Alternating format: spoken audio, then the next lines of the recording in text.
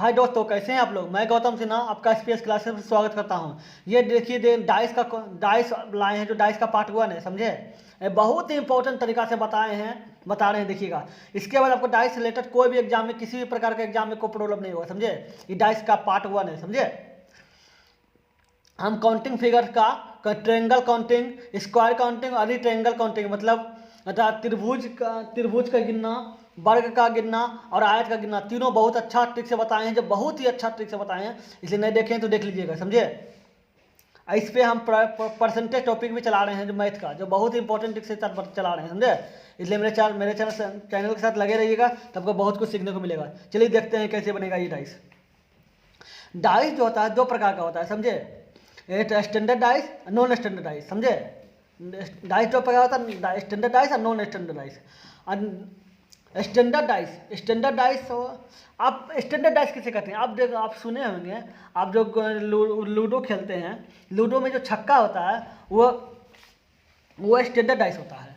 Standard dice होता है, आप देखे होंगे कि अगर 6 आता है तो 6 के नीचे 1 रहता है, ठीक है। उसमें आपको समझिए कि स्टैंडर्ड डाइस और नॉन स्टैंडर्ड डाइस क्या होता है। स्टैंडर्ड डाइस वो होगा जिसके विपरीत सतह को मिलाकर जोड़ने पर योग 7 होता है, ठीक है।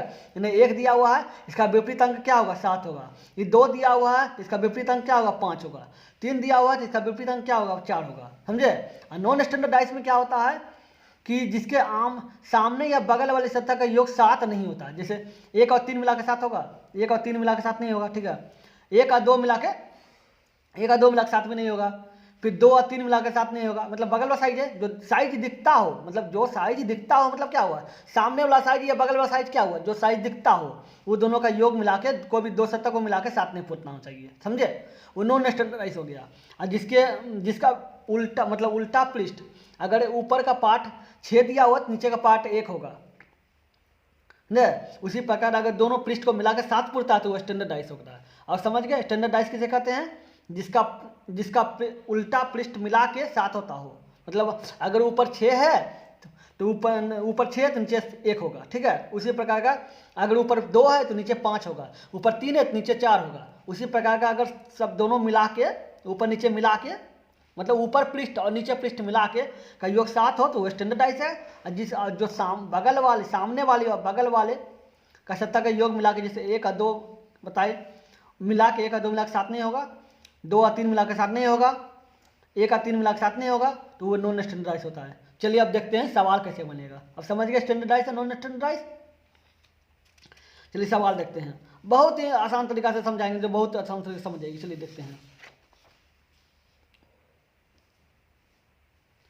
अब बोल रहा है कि ये डाइस है, ठीक है। ये डाइस है तो बोल रहा है कि 5 के विपरीत कौन सा अंक होगा, ठीक है। ये 5 है, 5 के विपरीत कौन सा अंक होगा। इसके निकालने के लिए आपको देखना होगा कि दोनों में 5 कॉमन है, बस कॉमन है। कॉमन रहेगा तो ही विपरीत अंक निकल सकता है, समझे। अगर 2 डाइस रहेगा और कॉमन निकालने बोलेगा तो इसमें आपको देखना होगा कि दोनों डाइस में विपरीत, मतलब कॉमन अंक कौन सा है। तो देखिए इसमें 3 है, 3 2 5 है, जैसे 5 4 6 है, तो इसमें कॉमन अंक क्या है, 5। तो 5 लिख दीजिए, 5 लिख दीजिए। और उसके बाद उसको क्लॉक वाइज या एंटी क्लॉक वाइज घुमाइए। क्लॉक वाइज मतलब होता है जैसे घड़ी घूमता है, जैसे घड़ी कैसे घूमता है, ऐसे घूमता है, ठीक है, ऐसे घूमता है। तो 3 आया, 3 के जस्ट बाद 4, फिर 5, ऐसे घूमेगा। 3 2 5, तो 3 2 5, 2 3, मतलब 5 2 3, अरे 5 2 3 होगा ना। तो 5 2 3, फिर इसमें देखिए 5, ठीक है, 5 है। तो इसमें क्या, 5 6 4, ठीक है, ऐसे पूछेगा कॉलेज भाई। तो इसमें 5 6 4, ठीक है। अब इसका मतलब क्या समझे, इसका मतलब हो गया कि 3 का उल्टा 4 होगा, ठीक है। विपरीत, उल्टा बोलिए, विपरीत बोलिए, जो बोलना है बोल सकते हैं। 3 का विपरीत 4 होगा, 2 का विपरीत 6 होगा, और 5 का विपरीत बोल रहा है कि दोनों अंक में कौन सा अंक छूटा हुआ है। देखिए तो लूडो का जो गोटी होता है, मतलब उसमें कौन सा अंक छूटा हुआ है। 3 दिया हुआ है, 4 दिया हुआ है, 2 दिया हुआ है, 6 दिया हुआ, 5 दिया हुआ, तो 1 बचा। इसका मतलब क्या हो गया, 5 के विपरीत अंक कौन सा होगा, 1 होगा, ठीक है। पहले क्या करना है कि दोनों को कॉमन अंक देखना है, ठीक है। कॉमन अंक क्या बोला, सीजीएल में पूछा गया क्वेश्चन है, जान लीजिए जितना क्वेश्चन ले रहे हैं सीजीएल सीएचएसएल सब में जीडी सब में पूछा गया क्वेश्चन है, साधारण क्वेश्चन नहीं है, इंपॉर्टेंट सब क्वेश्चन है जो किताब से लिया गया क्वेश्चन है, ठीक है। तो कॉमन ढूंढिए, कॉमन ढूंढने के बाद उसको क्लॉक वाइज बैठा दीजिए। तो क्लॉक वाइज बैठा दिए, 5 ढूंढ लिए, क्लॉक वाइज बैठाए 2 और 3 बैठाए, 2 और 3 बैठा दिए। फिर इसको 5 ढूंढिए, 5 ढूंढ लिए, क्लॉक वाइज बैठा दिए, 5 का 6 आया, फिर 4 आया, बैठा दिए। इसका मतलब है 3 के विपरीत 4, 2 के विपरीत 6 और 5 के विपरीत 1, को अंक नहीं बचा तो 1, इसका मतलब 1 हो गया, ठीक है। अब देखिए क्या बोल रहा है, 3 के विपरीत कौन सा अंक होगा।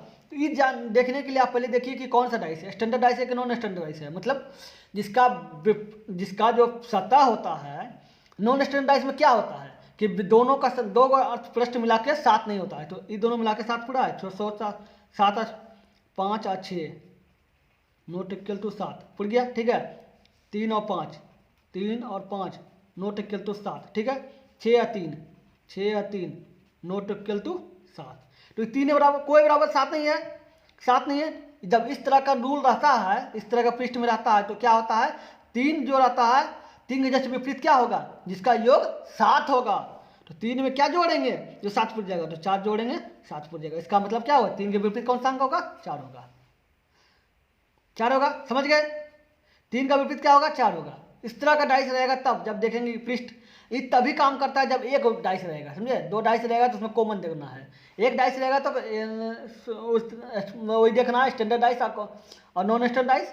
अगर 2 डाइस रहेगा कॉमन देखना है। इसमें देखिए 1 डाइस है, 1 डाइस है, क्या बोल रहा है 5 के विपरीत कौन सा अंक होगा, 5 के विपरीत बोल रहा है। तो 5 के विपरीत कोई भी स्टैंडर्ड डाइस में क्या होता है, 5 के विपरीत ऑटोमेटिक 2 हो जाएगा, तो 2 हो जाएगा आंसर। 5 के विपरीत 2, उतना देखना ही नहीं है, समझे।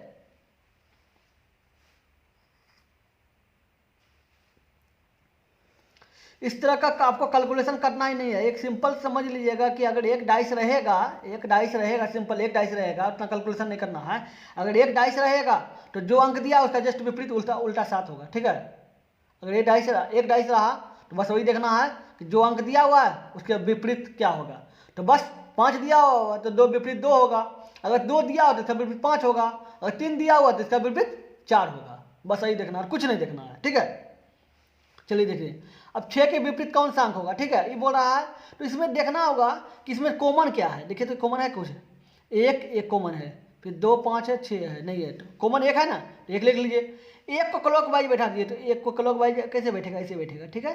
मतलब 1 3 6, ठीक है। अब इसको 1 आएगा तो 1 का क्लॉक वाइज बैठाइए, ठीक है, क्लॉक वाइज ऐसे बैठेगा, तो मतलब 1 5 2। अब 5 2 क्या बोला है, 6 के विपरीत कौन सा अंक होगा, तो 6 के विपरीत 2 होगा, 2 आंसर होगा।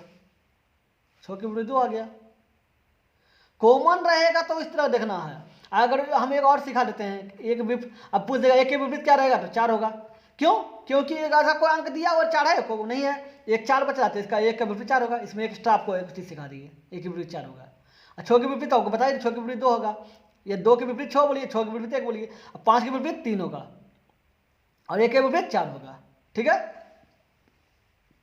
चलिए देखते हैं अगला नंबर क्वेश्चन। ये तो हो गया है। अब देखिए क्या बोल रहा है, क्या बोल रहा है 3 के विपरीत कौन सा अंक होगा, ठीक है, ठीक है। इसमें देखिए 3 के विपरीत बोल रहा है, तो देखिए कॉमन कौन कौन सा है। इसमें 2 भी कॉमन है, 2 भी कॉमन है, 5 भी कॉमन है, 5 भी कॉमन है। इसका मतलब है कि अगर ऐसा कोई 2 डाइस हो और 2 अंक कॉमन हो, 3 अंक में 2 अंक दोनों में कॉमन हो, जैसे ये 5 कॉमन है, ये 5 कॉमन है, इसमें ये 2 कॉमन है, इसमें ये 2 कॉमन है, तो बचा कितना 4 और 3। इसका मतलब है 3 के विपरीत 4 अंक होगा, 4 होगा, 3 के विपरीत 4, बस इतना याद रखना है। जब 2 कॉमन रहेगा तो सिंपल तरीका निकल जाता है कि जो बचा वही विपरीत हो गया। लेकिन जब 2 कॉमन रहेगा तब, लेकिन 1 कॉमन रहेगा तो वो पता ही कि क्लॉक वाइज बैठा देना है, ठीक है। चलिए इसमें देखते हैं, इसमें क्या बोल रहा है 3 के विपरीत कौन सा अंक होगा, ठीक है। अब 3 के विपरीत बोल रहा है, तो ये देखिए ये 5 और 5 कॉमन बैठ रहा है, 5 5 दोनों में 1 है, 2 2 भी दोनों में 1 है, ठीक है, 2 2 भी दोनों में 1 है। तो बोला 3 का विपरीत क्या हुआ, 3 के विपरीत 4 होगा, तो इसमें भी 4 होगा, ये देखिए इसमें भी 3 4 होगा।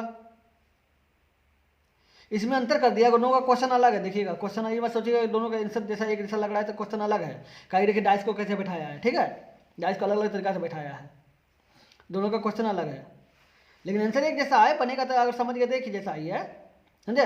दो दो कॉमन हो गया तो दो दो कॉमन हो गया, पाँच पाँच कॉमन हो गया, पाँच पाँच कॉमन हो गया, तो 3 का उल्टा क्या होगा 4, तो इसका मतलब 4 होगा, ठीक है। चलिए इसको देखते हैं, इसमें क्या बोल रहा है, इसमें क्या बोल रहा है कि दो के विपरीत कौन सा अंक होगा, ठीक है। अब 2 के विपरीत कौन सा अंक होगा तो ये देखना होगा। तो पहले इसे में देखिए कि सब में जो 2 के विपरीत में कौन कौन अंक मिल रहा है, छो मिल रहा है, 5 4 3 1, ठीक है। अब 2 डाइस है तो देखिए अब लेते हैं क्या हो जाएगा, 6 6 मिल रहा है, ठीक है। तो 6 6 के अनुसार क्लोज वाई बैठा दीजिए, ठीक है। ये दो नहीं लेना है, 3 डाइस है तो 2 डाइस पे ले लीजिए, ठीक है। आपको बता देंगे, आप बोलिएगा कि 3 डाइस क्यों लिए सर, बताएंगे। पहले ये देखिए 6 हो गया, 6 फिर 4 फिर 2, 6 4 1, अरे गलती, 6 4 1 होगा, ठीक है। 6 4 1 हो गया।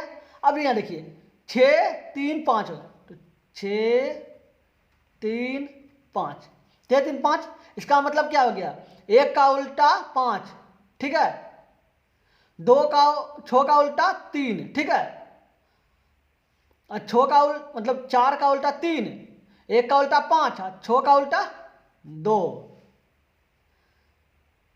ठीक है। इसका मतलब क्या हो गया, अब 2 का विपरीत 6 बोलिए या 6 का विपरीत 2 बोलिए, हो गया, इसका मतलब 6 होगा। अब बोलिए सर इसको क्यों नहीं लिए, अब देखिए इसको लेते हैं, देखिए इसको लेते हैं तो ये क्लॉक वाइज बैठिए, देखिए 4 है, ये दोनों में 4 मिल रहा है, और एक भी मिल रहा है, ठीक है। एक देखिए ये दोनों में देखिए 4 और 4 मिल रहा है, ठीक है, 1 और 1 भी मिल रहा है, ठीक है।